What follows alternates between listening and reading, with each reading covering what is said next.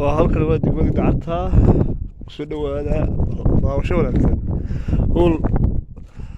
green baasal leeg ayaa halkan ku jira oo rashada imanka miyiga ka dhaco waana kan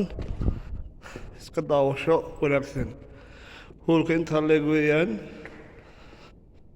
Ismaaciil Shuuro waxaan leeyahay hoolka inta leeg agabar ma ku yaala isaga intaas aan ku xujeynayaa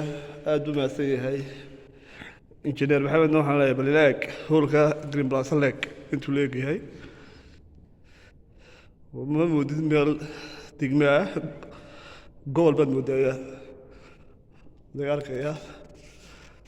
صوصة دي بين باك كلوي ما قبل حياة وعبود ترى صمت الشباب التال ترى صمت وكابرت ترى صمت والله يمكن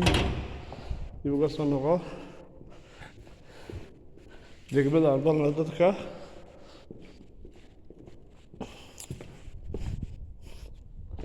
ولا وريقي